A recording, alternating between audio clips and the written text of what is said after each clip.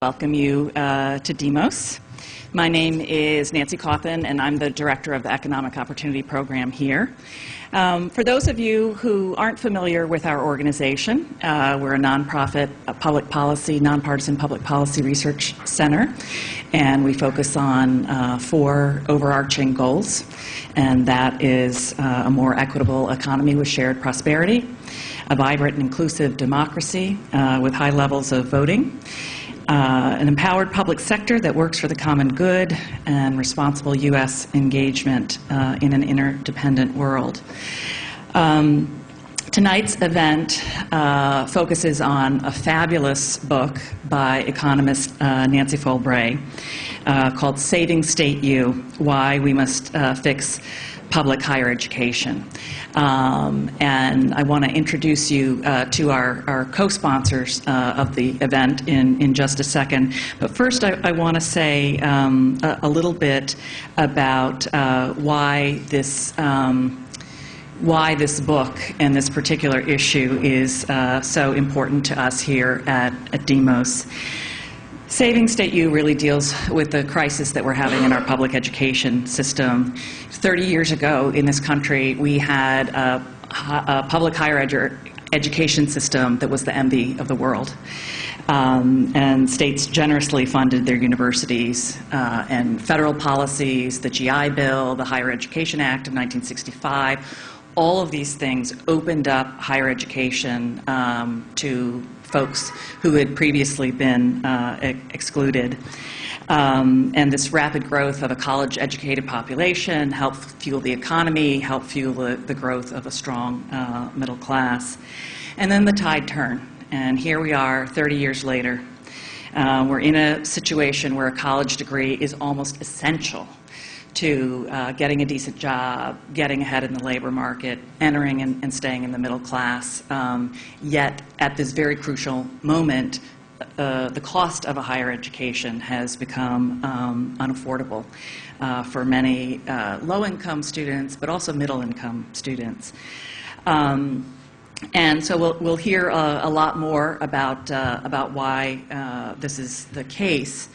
But we're facing a situation where even though enrollments have continued to rise and access has increased, graduation rates really haven't budged. They've moved around a little bit, but they haven't budged in 35 years. They're about where they were in 1975. I think that's 35 years ago. But in any case, we care very, very passionately about this issue at Demos because we do a good bit of work on how to expand economic opportunity for young people from the whole range of getting a higher education, getting started in the labor market, looking at the high cost of raising a family.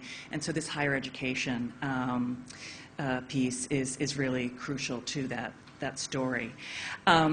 So I'd really like to thank our co-sponsors of this event, who include the CUNY Campaign to Defend Education and the Professional Staff Congress at CUNY.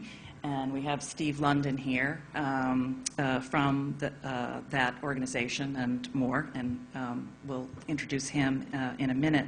But I'd also like to thank the New Press, and we are honored to have with us Andre Schifrin, a founder of the New Press, and also Ellen Adler from the New Press. And so I'd like to turn it over to Andre to say a few words. Well, as you've heard, this is going to be a really very interesting and important talk about a crisis that many people aren't aware of. I just want to mention briefly that Nancy has done a great deal of work over many years in very different fields. We started working together well over a dozen years ago, I think, when we published her first book on American economic issues, The Invisible Heart, which was a look at women and their contribution outside the normal economic system at home and otherwise, and the degree to which that was not recognized economically and how important it would be to do so. I'm glad we have a link here with CUNY because this book, in a way, goes back to Joe Murphy, then Chancellor of CUNY, many years ago, who said to me 15 years or so ago, if not longer, this is going to be a major crisis. You can see the degree to which the attacks on public education are growing, and you guys should get a book. And happily, Nancy was willing to take on that task in a way different from what she'd done in the past and yet linked to what she had done. So I think we're going to have a conjunction of various interests here. The New Press was founded close to 20 years ago to publish precisely this kind of book. It was meant to take on the books that the large corporations were afraid to do, either for political or commercial reasons. And we've now published close to 1,000 books over the last decades in various fields, and you can see our catalog on the web. We're very proud that Nancy has been among these books. She's indirectly in another book we're publishing later in the spring, the so-called Sarkozy report that was done by Joe Stiglitz and Nancy and others on how do you redefine the concept of the GDP. So look out for that book as well, which will be coming. But the important book for tonight, and I think the important book for many years to come, will be the one Nancy will tell you about. Thank you.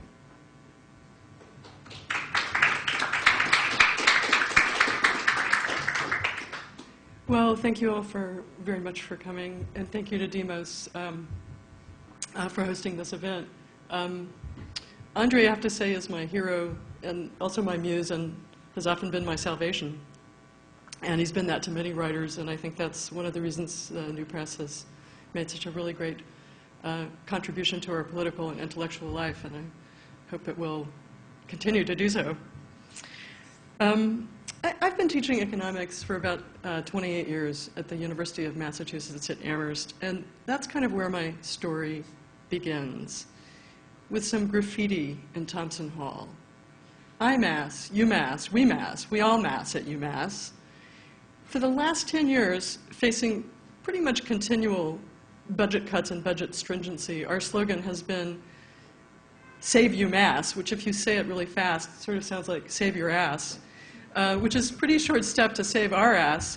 And while the story began as a kind of small and personal account of what it's like to experience the dismantling of a great public institution, the process led me toward a national and sometimes even kind of international analysis of what's going on with public higher education. And that's really what I want to share with you tonight. So why must we fix public higher education? Well, first, we need it, and we need it really desperately in order to maintain and to build an opportunity society. That's an argument based on political principle. Secondly, public higher education isn't just an investment, it's an intergenerational commitment. It's part of a social contract that allows us to share the costs and the risks of developing human capabilities. I think it's been a very successful and efficient contract, and that's an economic argument that I want to talk about a little bit tonight and that I develop in more detail in the book. Excuse me. Third thing, public higher education is really broken. Its foundations are crumbling in a kind of California-style mudslide that's particularly visible in California, but also on the East Coast, particularly in Massachusetts and New York, and also hitting in the heartland in Illinois, Arizona, and other states. And I think that's a harbinger of things to come. That is, it's not just a product of the current recession and the current crisis, but it's kind of the culmination of a very long-term trend. And that's an argument based on policy analysis and also personal experience. So the really big question, of course, is how are we going to fix it? And I'm going to give you some answers ranging from the very specific, as in join the National Day of Action and Strike that is planned for March 4th, that's been promoted by the California students in collaboration with California faculty and with faculty and staff at the University of California system, and which is now being organized on a lot of campuses around the country. And of course, in the long run, to start mobilizing support to make public higher education not only to strengthen it, but to expand it. And I will argue that we should expand it to make it available for free to everyone who's able to take good advantage of it. All right, so what do we mean when we talk about an opportunity society? To me, it means we want to develop people's capabilities to the fullest. We want to nourish their motivation, the kind of motivation that's necessary to persuade youngsters and young adults to spend 22 years or more devoted to learning. I think we need to insist that the Opportunity Society should also extend to working adults. Now that we have a large number of people who have been displaced by outsourcing and job loss, we have a really acute need to retrain and retool. Part of what an Opportunity Society means is giving people the chance to earn a decent living rather than to be nickeled and dimed. As Nancy mentioned in her introductory remarks, college education has become virtually an economic necessity. The college-educated are virtually the only group within our society that's enjoyed any significant increase in real earnings over the last 20 years. The college premium has grown over time. In 1980, college graduates earned 50% more than those who had not attained that diploma. By 2000, they earned 100% more. Over a lifetime, that adds up to more than $1 million. And it's just a major determinant of people's economic fate. An Opportunity Society means giving people the chance to be upwardly mobile. In the United States, about half the advantages of having a high income are passed on to the next generation. Your parents' economic status is a pretty good predictor. It's pretty highly correlated with your own, more so than in other countries like Germany, Denmark, and even Canada. And I think that that's a kind of inheritance of economic status that's really inconsistent with the most fundamental principles of the American dream. But opportunity also means the opportunity to work productively with other people to solve collective problems. Problems that range from climate destabilization to obesity, from political dysfunction to global poverty and terrorism. In other words, to solve problems that are not necessarily related to higher personal earnings over a lifetime. And you know, this isn't just some ivory tower fantasy. When polled in 2006, 86% of Americans said that they believed that investing in colleges and universities today would help solve future problems. And I think we have an obligation to respond to that hope and that faith. Now, education is obviously a good investment based on the numbers that I just laid out for you. It offers a high social rate of return as well as a high personal rate of return. A lot of economic history has been written about the role that public education in particular has played in promoting economic development in the United States throughout the 19th and 20th centuries. But it's also part of an intergenerational contract.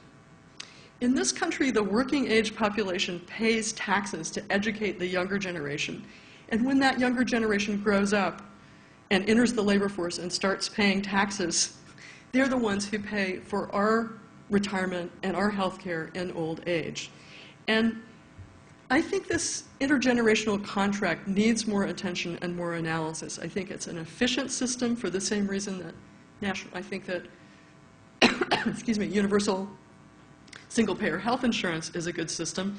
It contributes to efficient utilization of human resources, and it lowers the transactions costs of providing a really important service. It provides us with a really sustainable way of rewarding economic efforts that are not, and I don't think ever will be, rewarded by the capitalist market or by the traditional family. So I do devote some time in the book to trying to rethink public finance, to get people to think about it over the life cycle rather than in the cross-section. That is, think not only about the taxes that you're paying and when you're paying them, but the benefits that you're getting and when they're rolling in. Let me just insert here that I don't think our intergenerational contract is a perfect one. In fact, there are things about it that worry me and that I think are probably going to require substantial reform and attention. But I think the more fundamental problem is that a lot of taxpayers don't really understand what they're getting in return for what they're paying. And I think part of that lies with our failure to clearly articulate the nature of this dimension of the social contract. So I just want to give you one little example. How many of you have ever heard of Tax Freedom Day? It's promoted by the Cato Institute and the Heritage Foundation. It's an effort to call attention to how much money people pay in taxes. It's devised in the following way. Starting January 1st, if you devoted your entire paycheck up front to payment of your annual taxes, on what day would you finally have paid off what you owe to the government so that you could keep everything for yourself? So in 2009, that date was April 23rd, and I'm sure it will be around that date this year, and you'll hear a lot of hoo-ha in the press about Tax Freedom Day when it emerges. But what about an alternative concept that I would call Tax Freedom Year, which is the year in which, after paying all of your taxes, you've fully compensated the taxpayers for what they spent on support for you as a young child and as a student in our educational system. To illustrate the relevance of this concept of Tax Freedom Year, I did a little calculation for the state of Massachusetts. Let's take a 22-year-old who's just graduated from my university, the flagship university, and let's assume that that person gets a job at the starting salary, median salary for a college graduate in the state of about $30,000, enjoys a 5% increase in their nominal earnings thenceforth, maybe an overly optimistic assumption, and they pay the state and local tax rate of 9.5% in the current tax rate in Massachusetts, going, to reimburse the state for what has been spent on them. And I can calculate this because I know what average spending per student was in the first grade, the second grade, the third grade, so forth and so on. And I'm basically treating this like a kind of a mortgage, that when you graduate at age 22, you begin paying back this accumulated debt, and the details about the interest rates and so forth in the simulation are all there. But I think what's really startling is it takes you 30 years. You're 51 years old before the taxes that you've paid have paid back what has already been spent on you. And I think that's an example that brings home the nature of the intergenerational transfer that's at stake and the relevance of looking at it over the life cycle. So hopefully we can talk more about some of the details and aspects of that in the question and answer session. But obviously the reason that we really need to fix public higher education is that it's broken. Tuition and fees have gone up tremendously, mostly because state support has declined. Why has state support declined? Well, geographic mobility is part of it. Capital mobility, the movement of jobs overseas and the importation of skilled labor from overseas, I think that aspect of globalization also account for it. There have been competing demands on state budgets, and a lot of federal expenditures have been shifted to states. And in addition, we've had major tax cuts that have undermined the ability of both the federal government and the state government to raise revenue. So if you look at the period from 1998 to 2009, tuition and fees at public universities were increasing at 4.5% a year, over and above the rate of inflation. Pell Grants, major form of federal aid, financial aid to students. In 1979, they covered 77% of the cost of attending. By 2007, they covered only 36%. It's no surprise. I mean, it shouldn't be surprising that students have accumulated a huge burden of personal debt to make up for the increase in costs and the reduction in financial aid. If you look at families right in the middle of the income distribution, the third quintile, with 2 quintiles above them and 2 quintiles below them, the average net college costs at a public university have gone up from about 18% to about 25% of median family income. That's not a realistic amount of money, percentage of family income for families to be able to pay to educate their students, their children. There's also, I believe, been a decline in the quality of education at our state universities. This is something that we often feel shy or embarrassed, ashamed to discuss, but I think we need to be open about it in order to call attention to the threat that it poses to the sustainability of the enterprise. Part-timers in the publics once comprised about 22% of all faculty. Now they comprise about 50%. This is a really major change with really negative implications for continuity and curriculum development and the development, the cultivation of meaningful personal long-term relationships with students.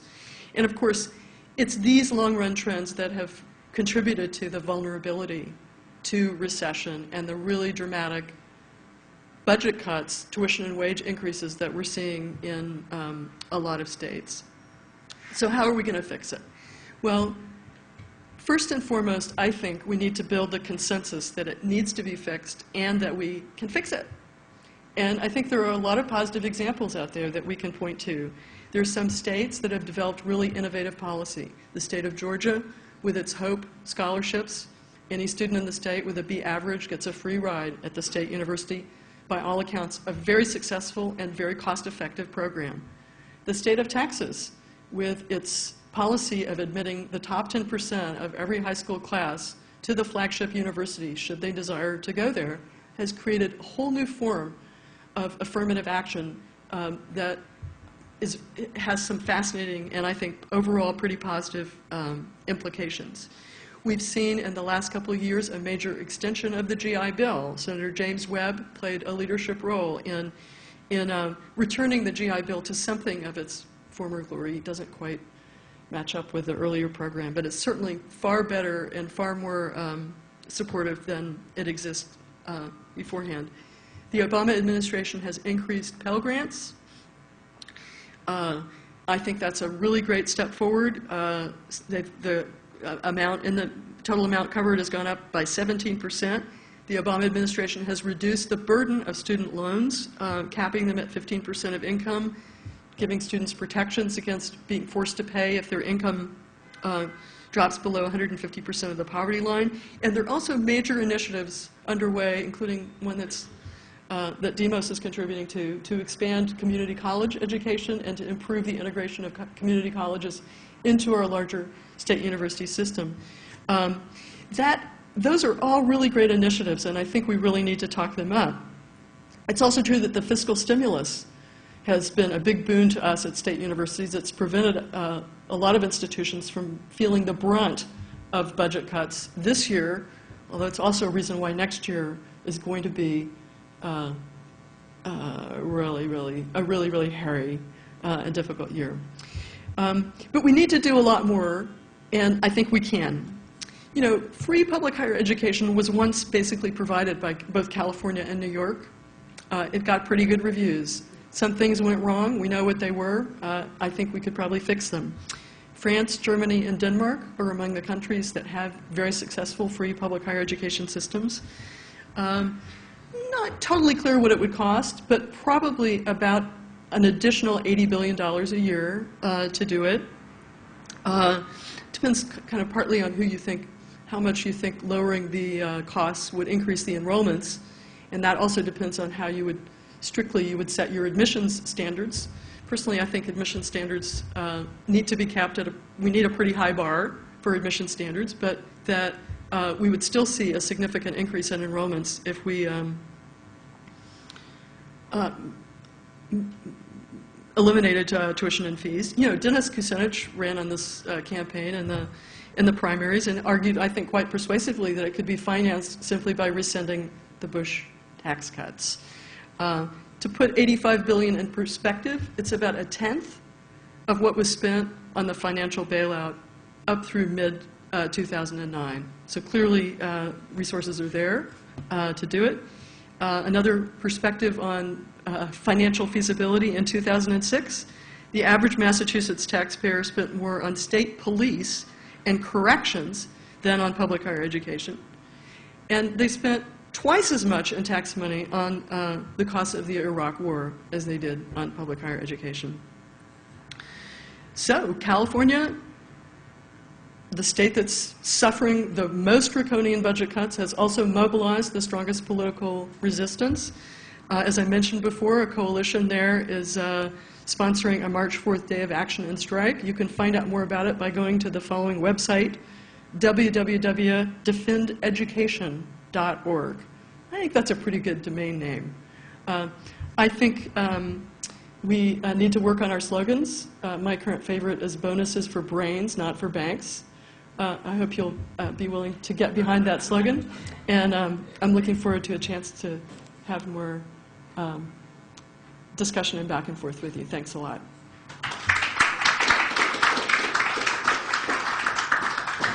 Much, Nancy. We have with us today, joining for our discussion, Steve London, who's a professor of political science at Brooklyn College. So what we're going to do now is Steve's going to respond, give some comments, and then we'll have a little back and forth up here, and then we'll open it up to you all for questions. Good evening, everybody. Thank you, Nancy. And I want to thank Demos for having this event. I think shining a light on public higher education is so important for all the reasons that we've just heard. And I also want to thank Nancy, the other Nancy, for writing this wonderful book.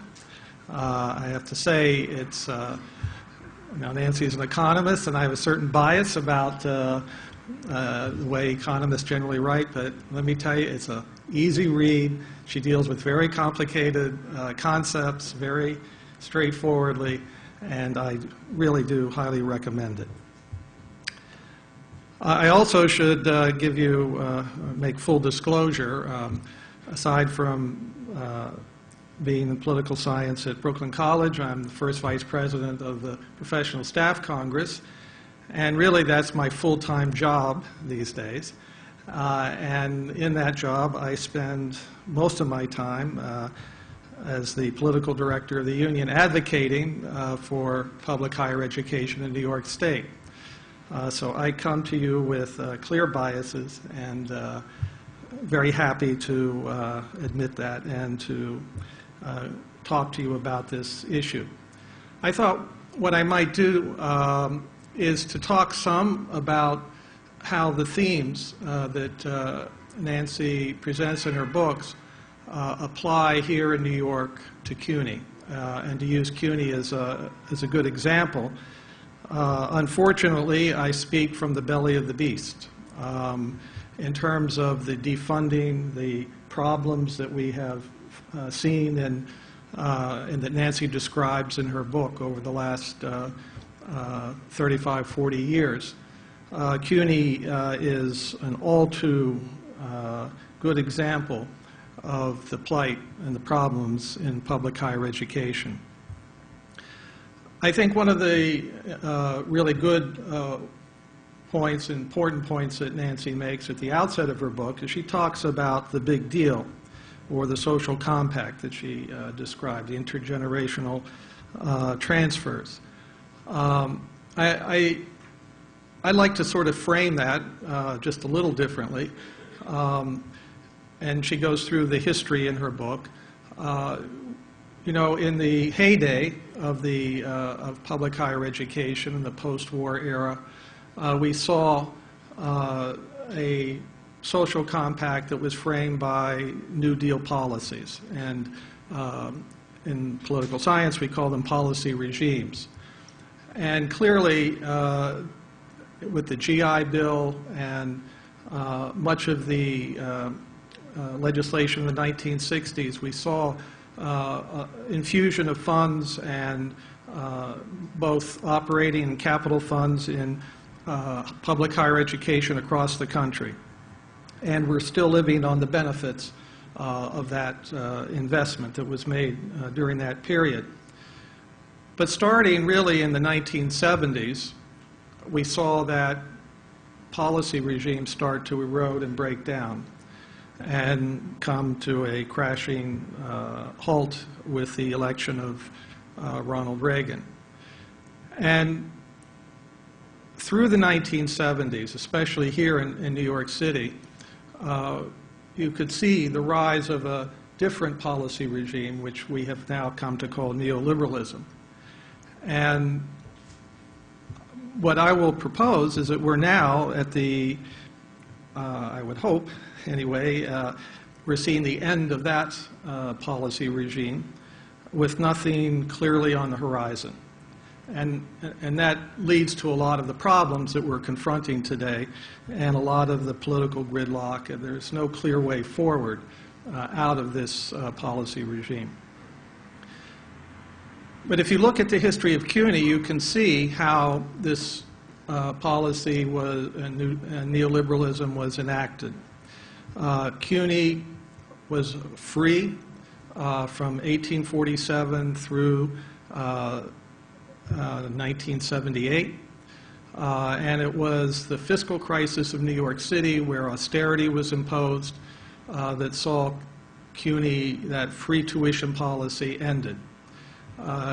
CUNY had educated generations upon generations of students, and it was renowned and has been renowned for what it had done through the period of its, in the 30s and the 40s and the 50s, but also in the open admissions period in the late 60s and 70s.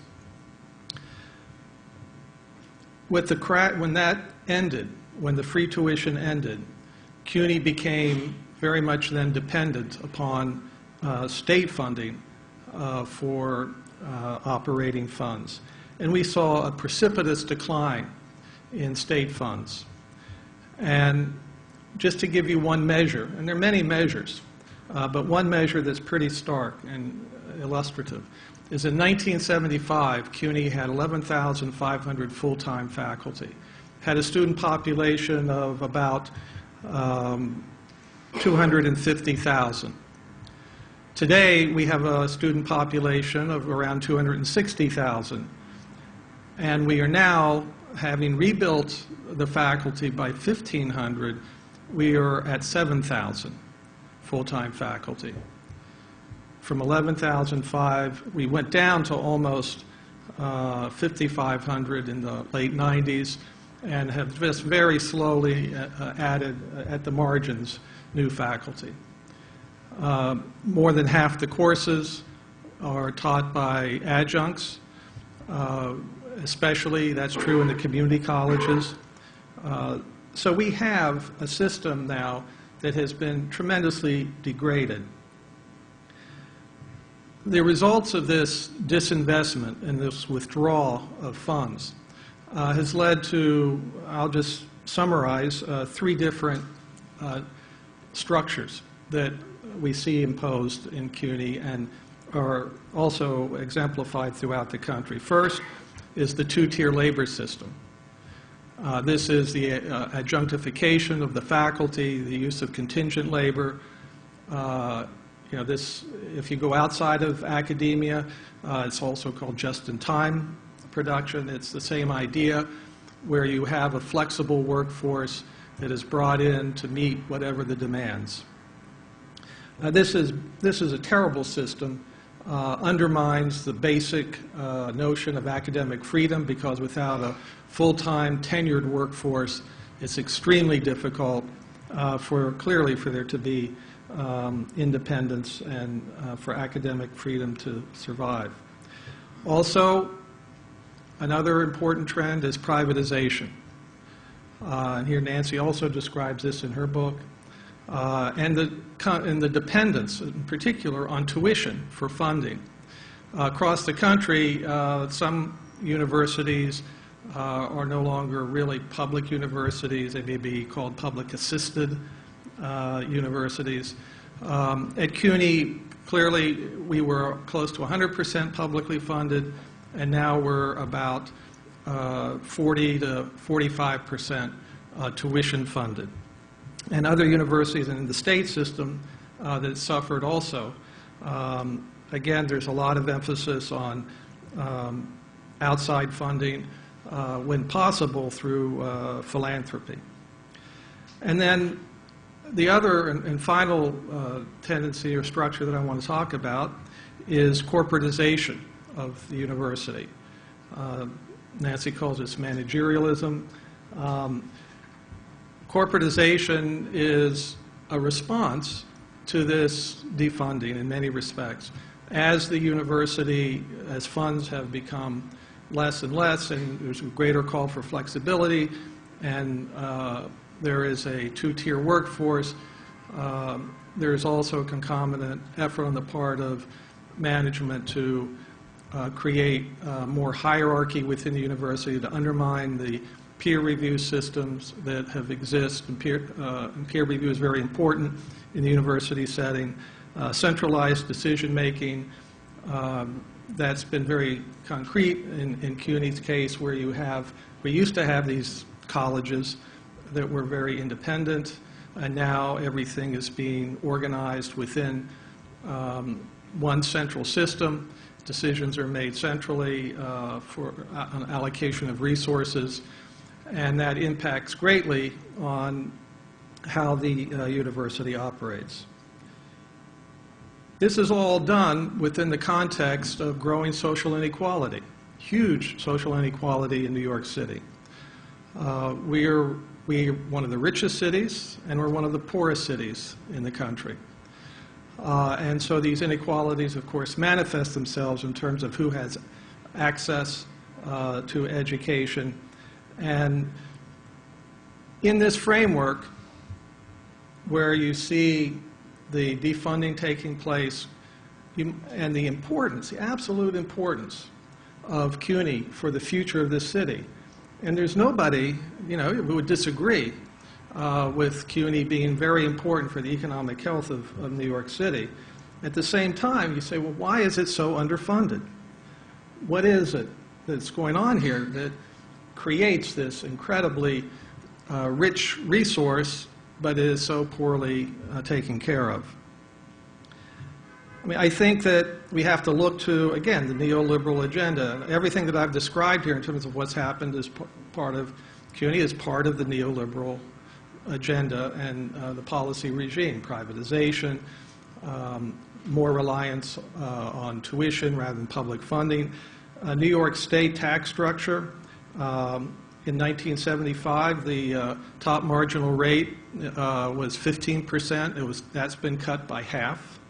And just recently in this budget crisis, they bumped it up for a 3-year period for a marginal increase up.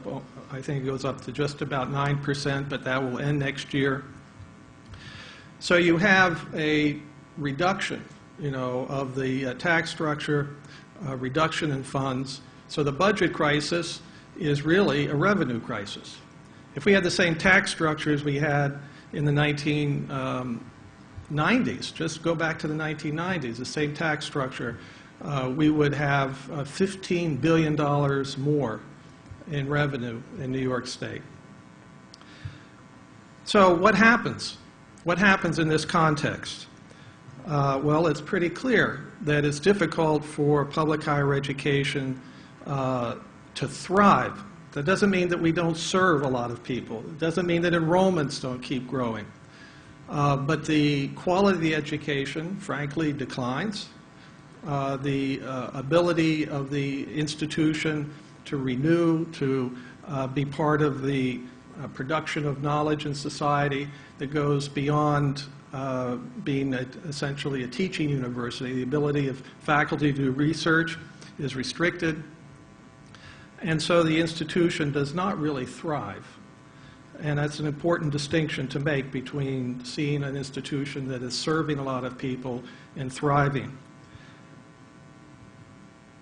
What might we do about this? And I'll end with this, and then we can have some further discussion.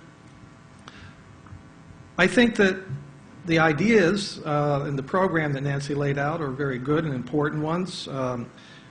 Certainly, higher education, public higher education, should be seen as a public good.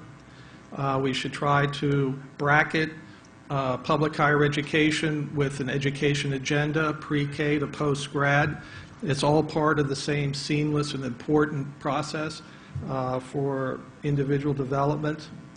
Also, it's important for the university to promote democratic values, and without public higher education, it's difficult to imagine a democratic society. Access and excellence are clearly important, but all of this takes money. And since I'm sort of in the thick of it, and I've been doing this for a few years now, it's hard to see my way clear at the moment to a good outcome.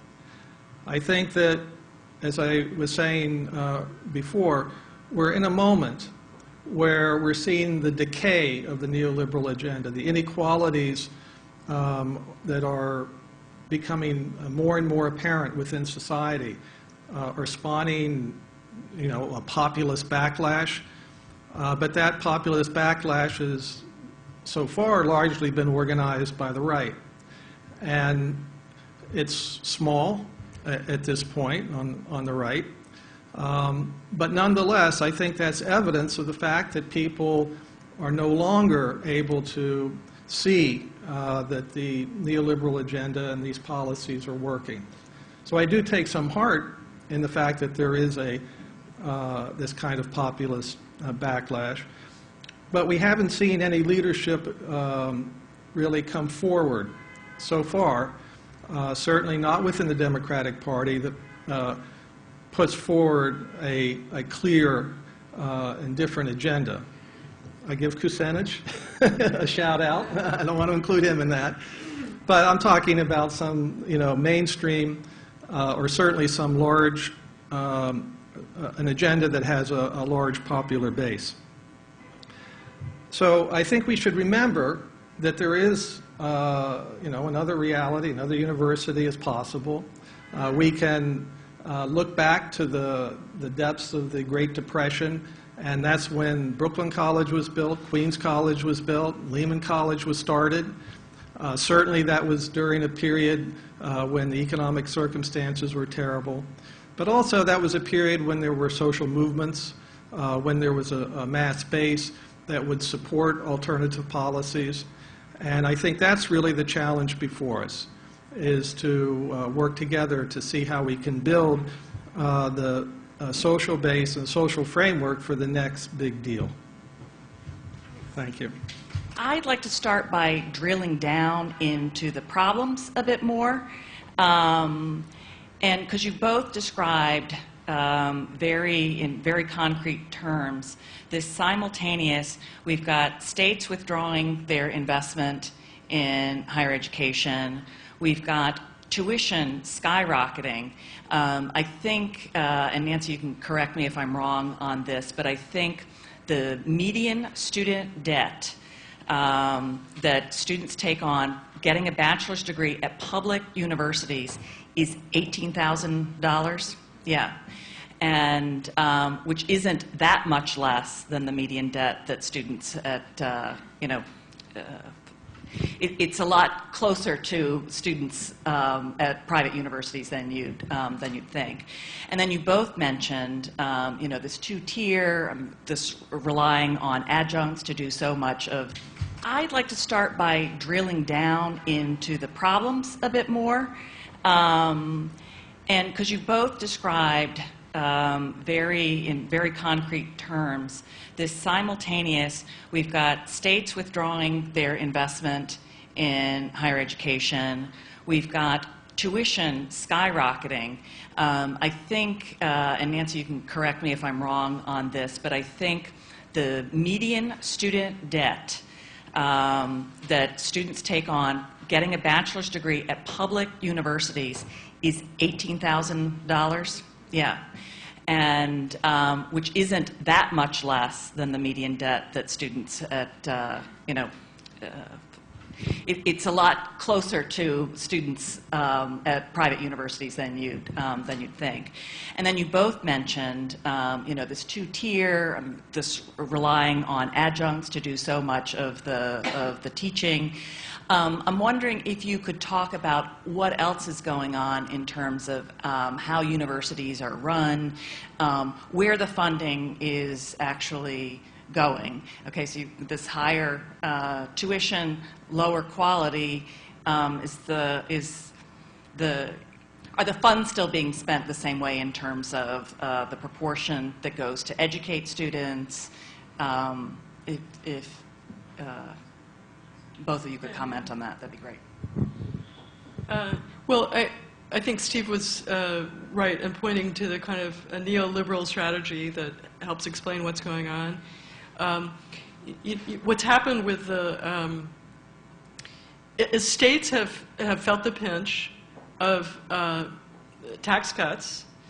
They've also had increased costs, and in particular, Medicaid costs have risen in states, partly because healthcare costs are out of control, and also because the federal government has engaged in some pretty systematic cost shifting, trying to get states to take on more responsibility for Medicaid expenditures.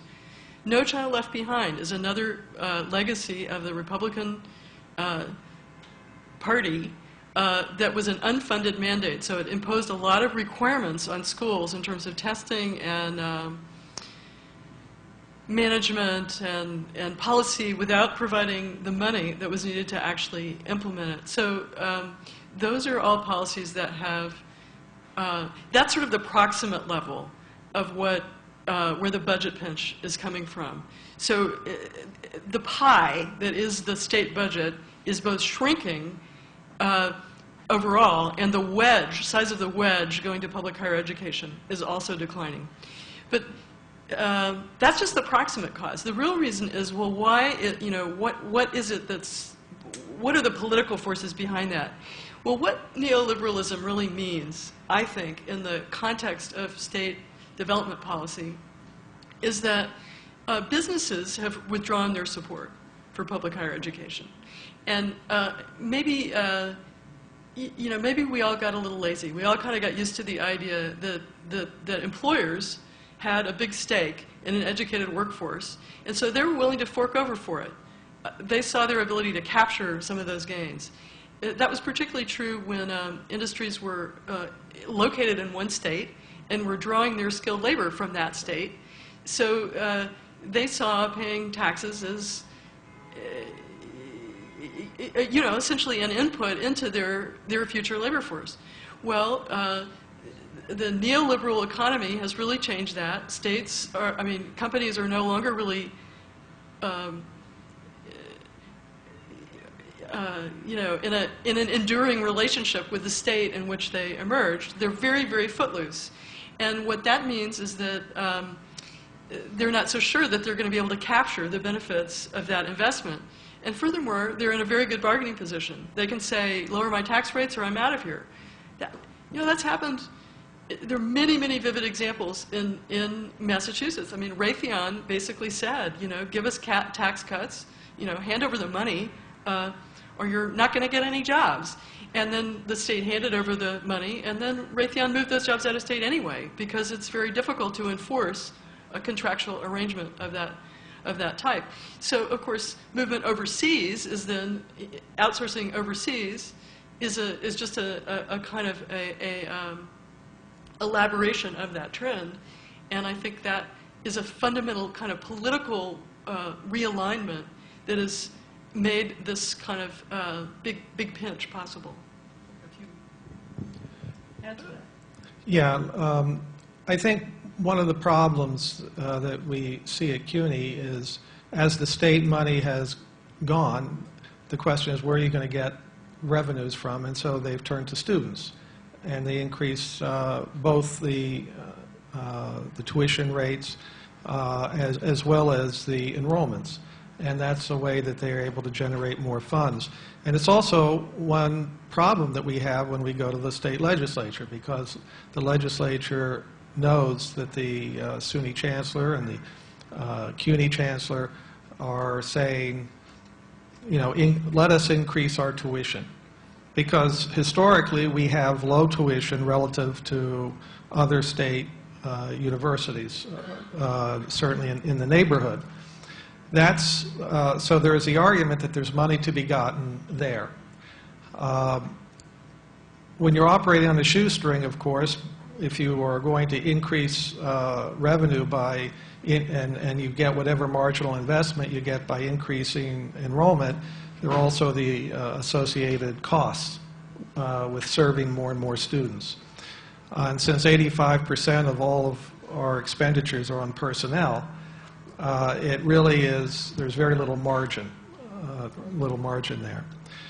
One of the problems with the funding, and looking at it from the point of view of the state legislature, and this is a little disagreement I may have with Nancy, I think that the Pell Grants, which are a good thing, obviously, it's a good thing, but the way the state legislature looks at it is, oh, good, there's more money. And how am I going to get that money? I'm going to get it by raising tuition and increasing enrollments. And New York State has a TAP program, a tuition assistance program, and it's essentially a voucher system. And so when you're funded through vouchers, you more and more will move in that direction. And I think that what that does is the incentive from the institutional perspective, the rational thing to do, as it were, given this framework, is to pump up your enrollments and to control your costs, which are largely labor costs, and you kind of keep them down. And then that leads to what I see is a downward spiral in terms of being able to deliver a quality education. Well, one of the things that we've been focusing on here at Demos is graduation rates and the fact that they're flat, because partly what you just said, this incentive, I mean, universities get more money, they get rewarded for getting, people enrolled, but not graduating them. So I'm wondering if either of you could say a little bit about this in terms of play out the downward spiral a little bit more. Well, excuse me, just getting over the seasonal cold. Yeah, thanks.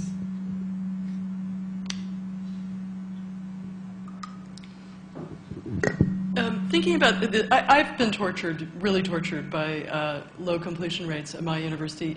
In my teaching, I teach a big introductory, for many years, I taught a big introductory Economics 103 section, and about 20% of the students failed the class. Not because they didn't not because they were incapable of doing the work, but because they just gave up and stopped attending.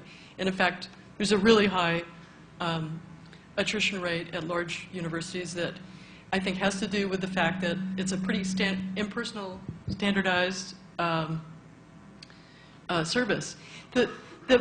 What's interesting to me about it as an economist is that it's a very peculiar product or service that we're providing, because it's kind of co-produced.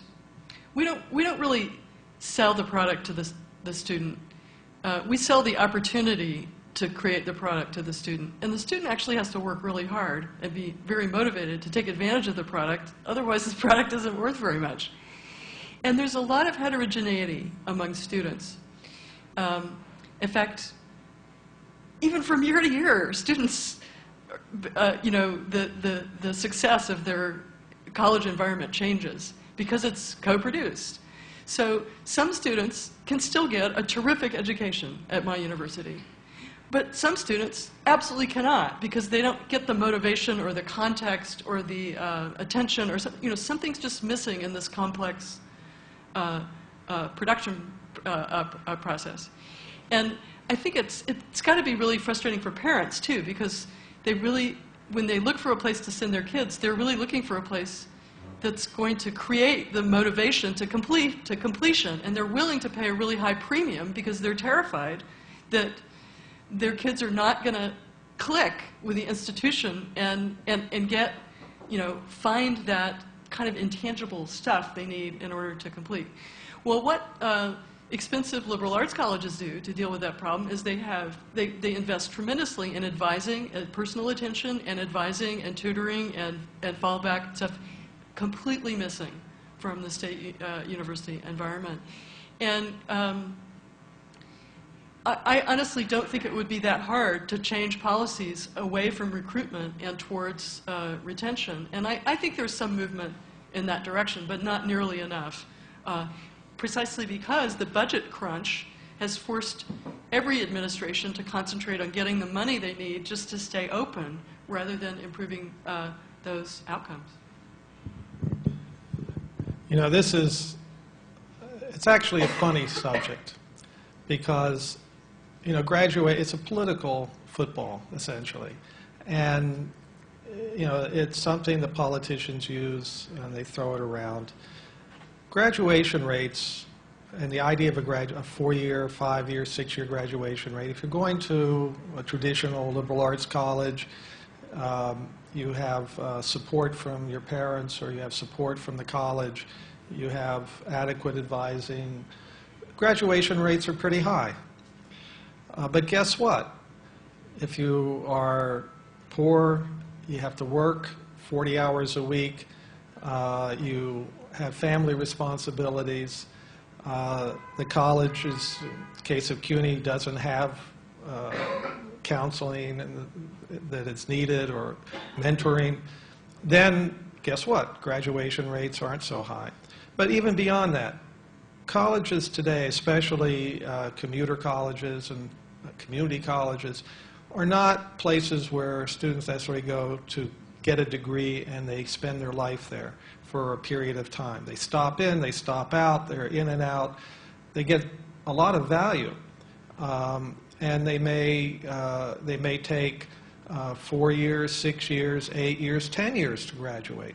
But we don't track them, so we don't really know what that student's experience is. If somebody starts at a community college, let's say goes to BMCC, goes there for a year, stops out, goes back, maybe to Queensborough, maybe gets a degree after a couple of years, moves to Massachusetts, and goes to college there. We have no idea what that student's experience has been, but that goes down as someone who hasn't perhaps graduated. Community colleges, up to now, have played a really important role in helping students get access to better jobs than they would get otherwise through kind of paraprofessional training, like a lot of policemen, a lot of firefighters, a lot of EMTs, a lot of certified nursing assistants. You know, community colleges have especially reoriented themselves towards the health professions in a very, very productive way, and I think that's a really great contribution. But they've been much less successful at getting students out and up into the 4-year colleges. And I don't know exactly why that is. I think partly it's the way that they were initially set up.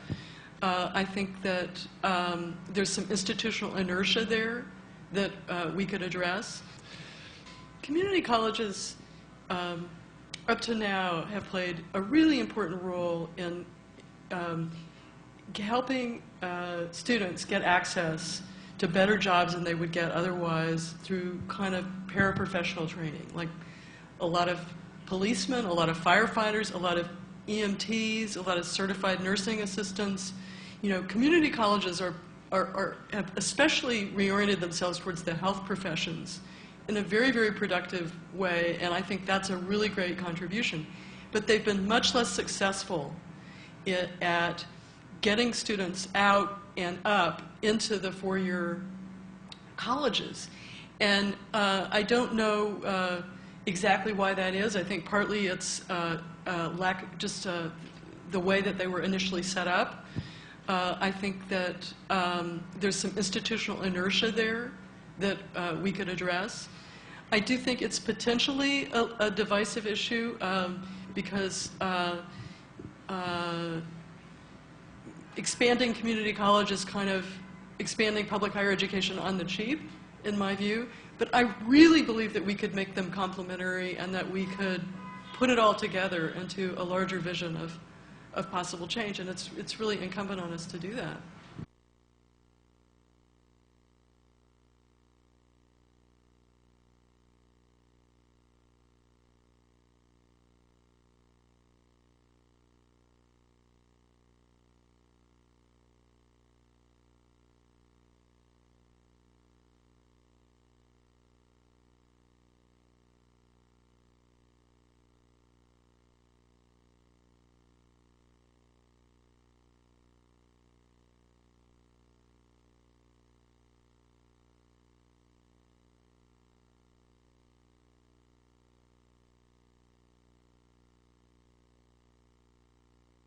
Firefighters, a lot of EMTs, a lot of certified nursing assistants.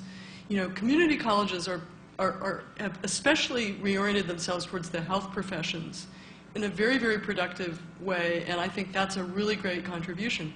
But they've been much less successful at getting students out and up into the four-year colleges. And I don't know exactly why that is. I think partly it's the way that they were initially set up. I think that there's some institutional inertia there that we could address. I do think it's potentially a divisive issue because expanding community college is kind of expanding public higher education on the cheap, in my view. But I really believe that we could make them complementary and that we could put it all together.